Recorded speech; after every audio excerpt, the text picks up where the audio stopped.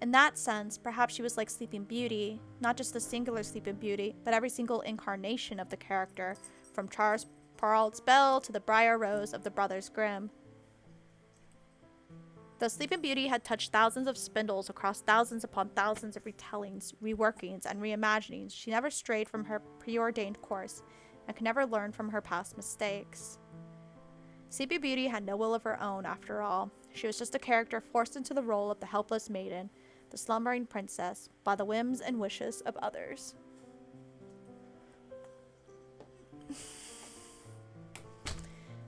Samantha could relate to that.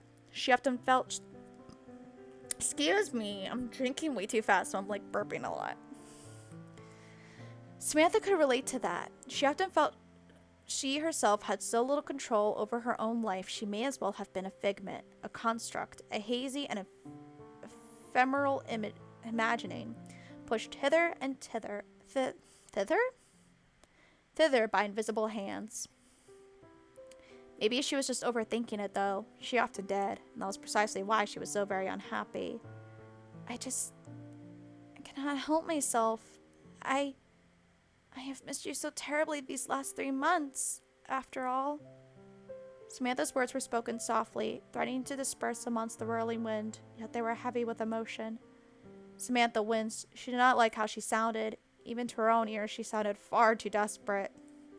Lillian evidently seemed to think so too, for her eyebrows furrowed.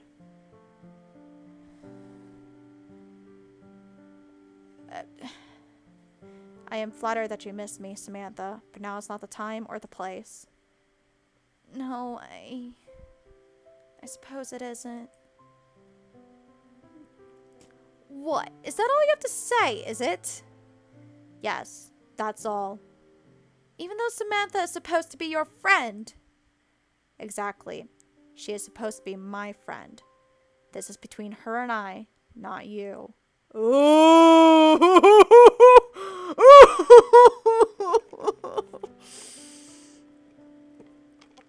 Oh, snap!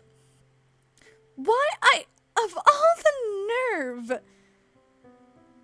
At any rate, I just wanted to tell you to pick up the pace. That's all.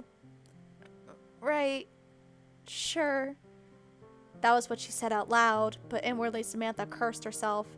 Why had she allowed herself to hope? It only made being shot down, and so quickly too, all the more painful. Being rejected always stunned. Samantha supposed she should have been used to it, given how unceremoniously her mother had packed her off to boarding school, but it still hurts nonetheless. For a few moments, Samantha forgot that she was trying not to be sick. Now instead, she was faced with a new task, trying not to cry. Dane! Miss, do you know if we're nearly there yet? More or less. I believe the youth hostel is only a 10-minute walk away. That's good. My feet were starting to hurt. However, it would be a shame to turn in this early, wouldn't it? It is not even 3 p.m. yet. A collective murmur of disappointment resounded throughout the group of assembled girls.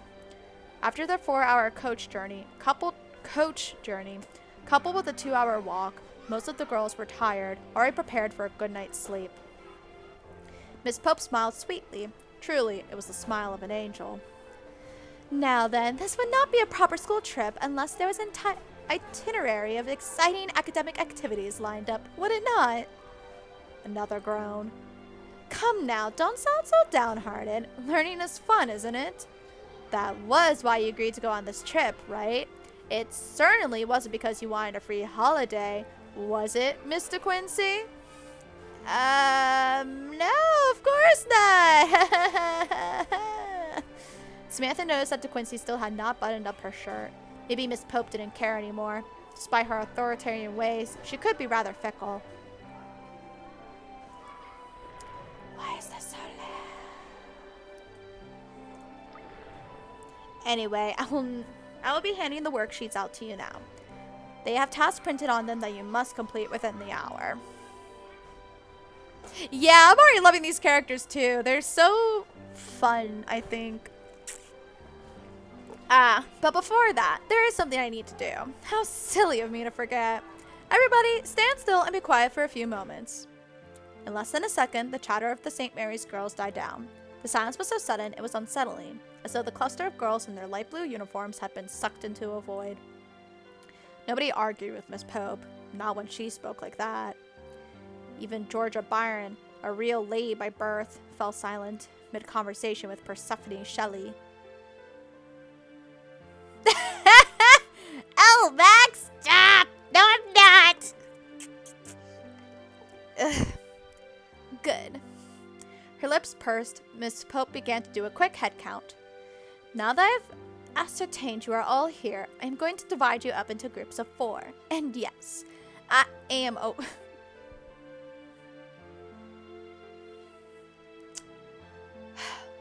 was about to do a southern accent for 2 seconds there, and I don't know why. Oh, you're working? Yeah, good luck to you too, Elmac. Thanks for stopping by real quick, despite being busy. Lindsay, that's you too. Where was I? Ascertained groups of I'm going to divide you up into groups of 4. And yes, I am aware we are an odd number of students. Thank you, Mr. Quincy.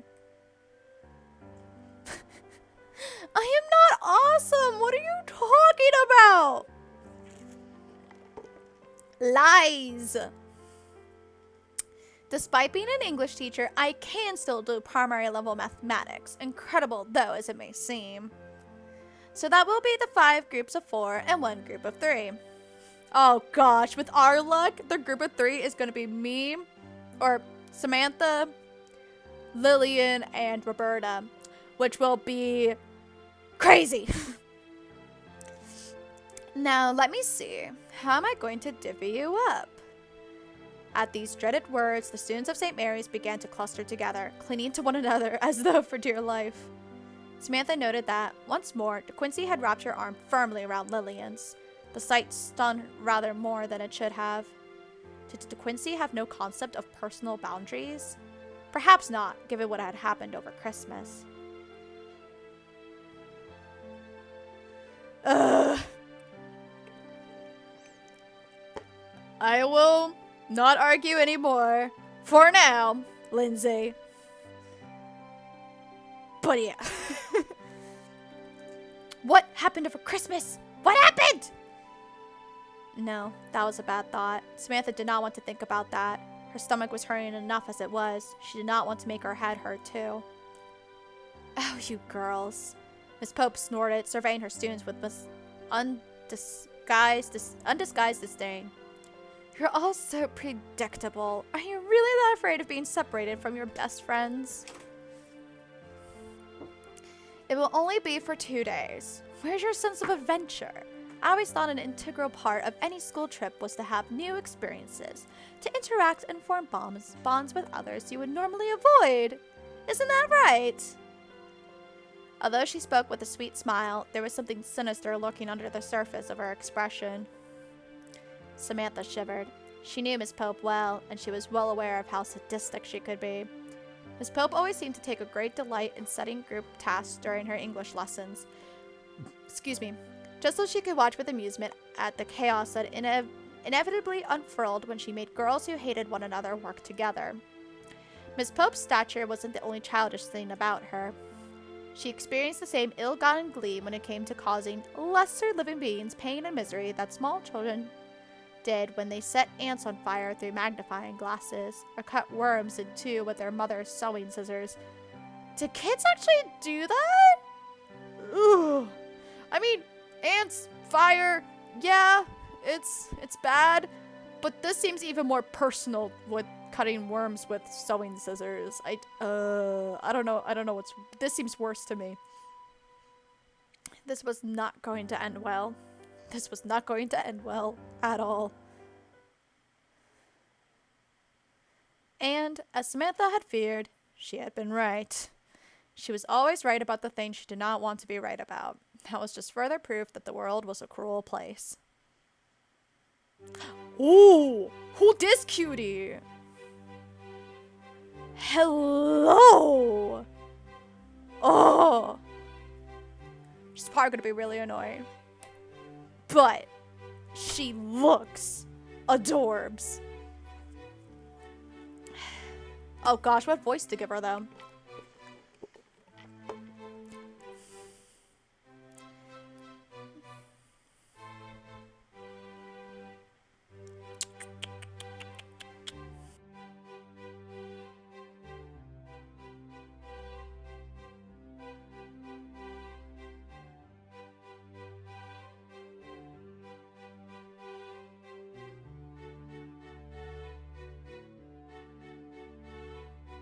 I honestly don't know what voice to give her.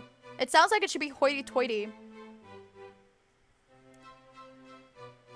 I can't believe I got grouped up with you. The feeling is more than mutual. How can a feeling be more than mutual? I know you want to one-up me, Bobby, but that kind of hyperbolic exaggeration doesn't actually make any sense. If you want to correct people, do it over YouTube. I'm not in the mood. Oh, snap!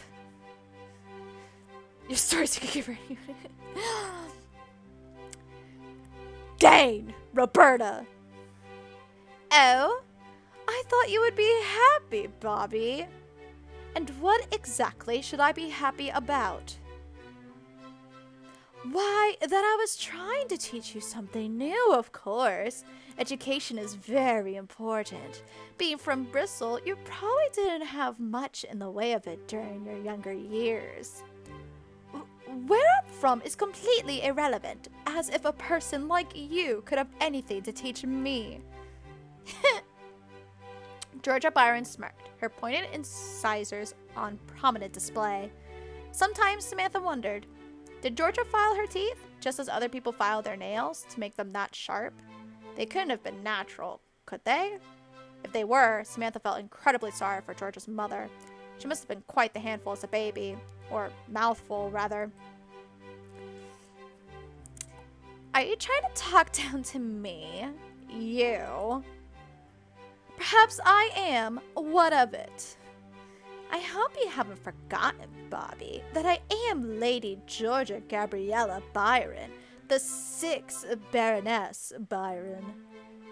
Of course I haven't forgotten, and it is unfortunate too.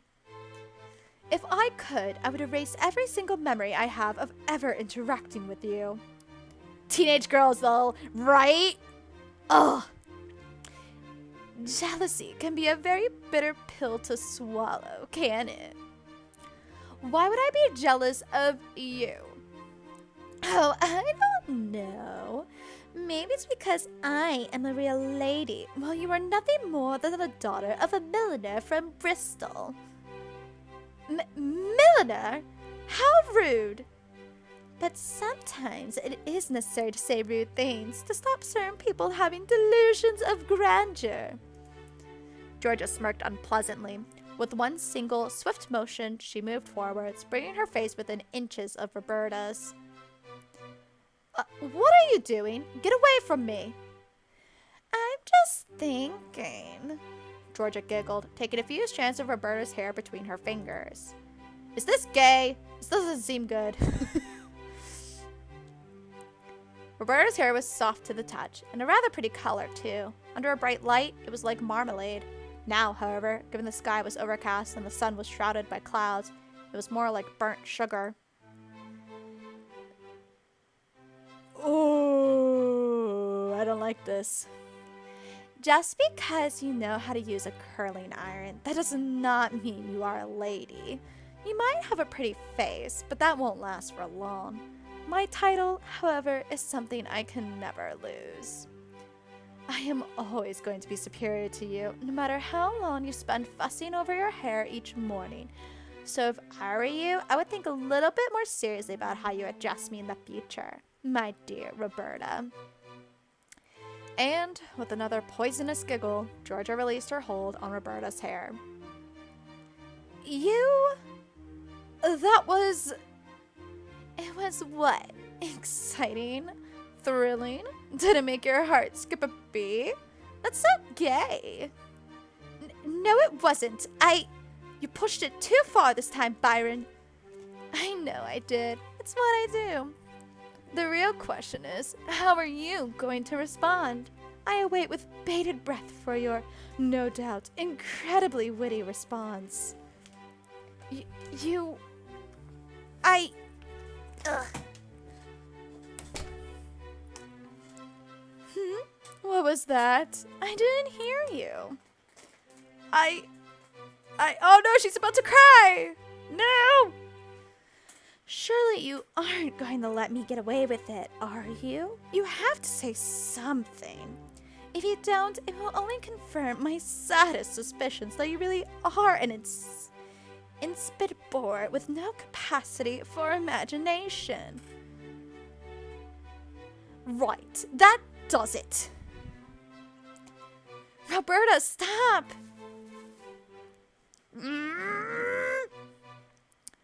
If Roberta really did hit Georgia, any hope at forming some kind of peace treaty, no matter how tentative, would be destroyed in seconds. Roberta, don't. It's what she wants. Are you saying I want to be punched? You think I'm a masochist like you? I just dislike confrontations, that's all. Especially when they are as needless as this. We will not get anything done this way, and I do not want to watch you two abuse each other. Samantha had to think very carefully, wording her sentences with precision. Georgia was the kind of person to pick up on the smallest of openings in conversation, and then exploit and open them up for her own amusement. Unfortunately, you would prefer it if you were the one being abused instead, right? She had not been careful enough. Isn't that why you've been chasing after Lillian for so long, even though she no longer wants anything to do with you? Samantha winced. Lillian was a painful subject matter, and having it dredged up like this, when she had been trying so hard to push it to the very back of her mind, smarted. I don't know why you like Lillian so much myself. I have always thought she is exceedingly pompous and self-serving. She irritates me.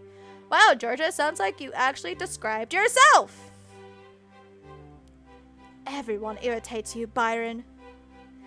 Then perhaps, though it pains me to admit it, we have a few things in common after all. Sam, on the other hand. You just can't help yourself, can you? Lillian could break all your fingers and you would still thank her for it. Don't you think that's kind of pathetic? The insults leveled at herself did not hurt Samantha. She often thought far crueler things about herself, after all. But those directed at Lillian did. She could not simply stand there while Georgia insulted Lillian, could she?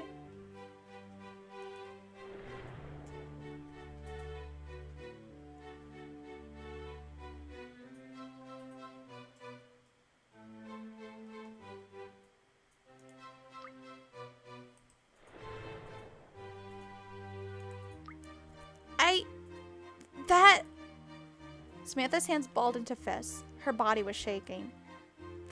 That has nothing to do with this. Don't insult Lily like that. She wished she had something more cutting to say, but she did not. Though Samantha was fairly good with words, they had a habit of leaving her when she needed them the most. Georgia, who always seemed to control, only smirked. You're still trying to defend her, even though she isn't around to appreciate it? How admirable. Maybe I'll tell Lily about your dog-like devotion, and she may pat your head. Well, given she doesn't want to talk to you anymore, that seems fairly unlikely, doesn't it? Georgia snorted. So tell me, as I have no reference point to go on, being fortunate enough to have never been so deluded in my life, how does it feel to be besotted with an ice princess so in love with her own genius she would never wax poetical over her own reflection than comfort you? Samantha's face turned deep scarlet. Her whole body trembled, like the flickering flame of a candle. Sensing, being sensitive towards, Samantha's discomfort, a soft voice attempted to cut through Georgia's ruthless remarks. Oh my gosh, she's so cute!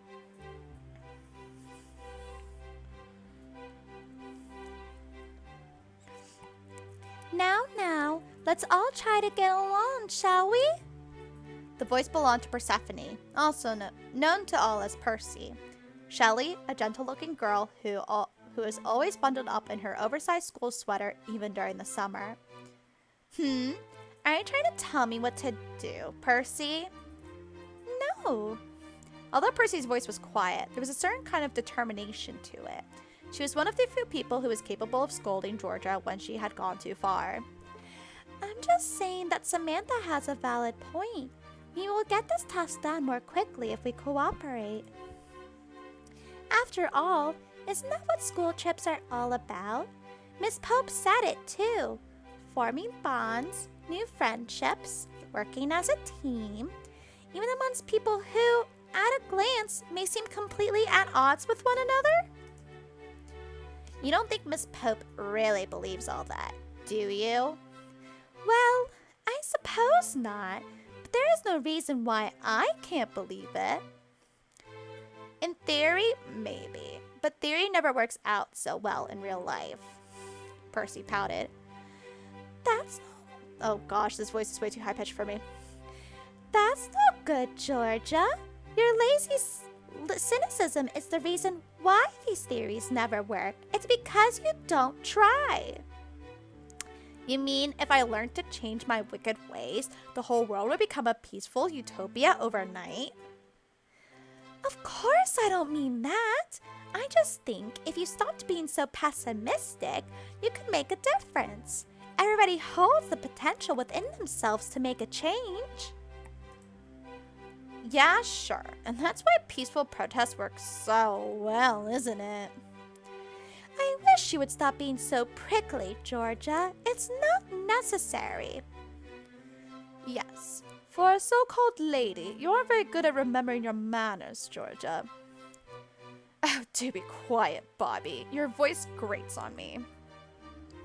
Samantha surveyed the other three girls with a not entirely unfounded sense of trepidation.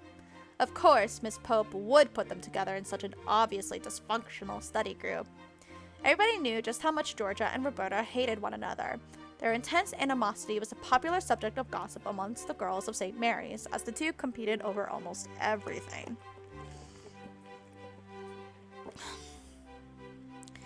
Roberta couldn't even stand to be in the same room as Georgia, while Georgia delighted in trailing Roberta around like a poltergeist, always appearing whenever Roberta was at her lowest, just to poke fun at her. Georgia seemed to delight in spreading misery and discord wherever she went. She was the kind of person who thrived on bitterness and hatred, just as flowers could not photosynthesize without the sunshine. Unfortunately, because Samantha spent so much time in Roberta's company, Georgia's dislike for Roberta was often reflected upon Samantha too. And to think, once Samantha had entertained notions that this field trip might have been enjoyable. Well, that was one delusion that had been thoroughly dashed.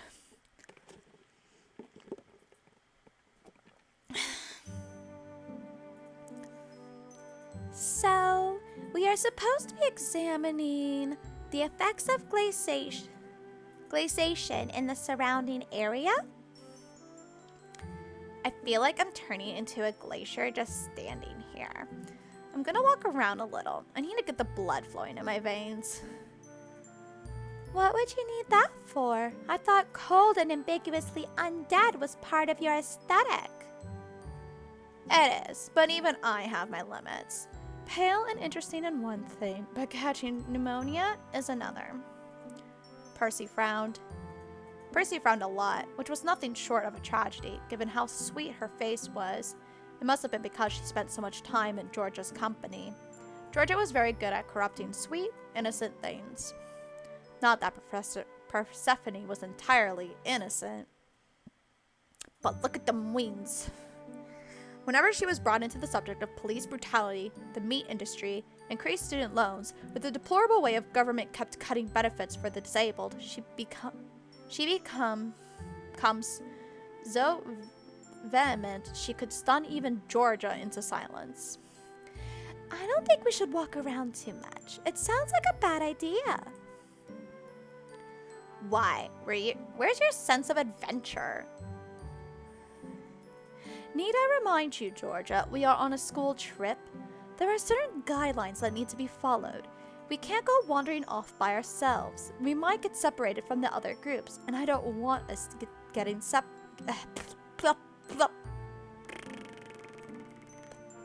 We might get separated from the other groups, and I don't want us getting lost. Uh-oh. Mouse? Is it my mouse or the game? Okay, it was my mouse for whatever reason. Did my mouse just disconnect? I don't know. It's being weird. You would say that, Bobby. You're such a killjoy. I am not trying to be a killjoy. I am just being sensible. Say what you want, but it all amounts to the same thing. So the first activity we're meant to do is, Percy frowned, holding the sheet Miss Pope had handed to her close to her face. The wind was cold and it stunned her fingers, blistering her knuckles so they turned pink. Percy's voice is gonna murder me, I swear. Ugh. The worksheet flopped in the breeze, as though desperate to escape from her grip. Samantha feared it would be whisked away, carried high overhead into the steely blue sky. If that happened, Miss Pope would, undoubtedly, find some way to blame her for it. It was inevitable.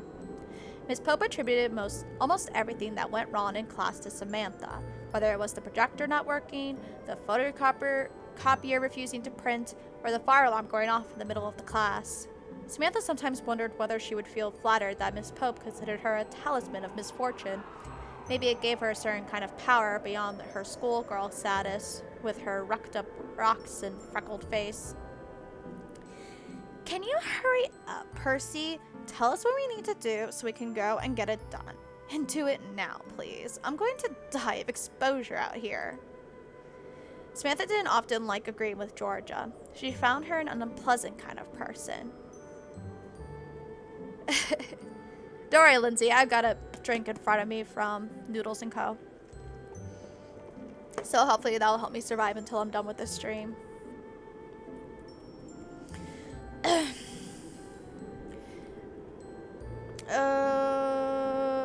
I'll just read this sentence again. Samantha didn't often like agreeing with Georgia. She found her an unpleasant kind of person, but she had to concede on this point.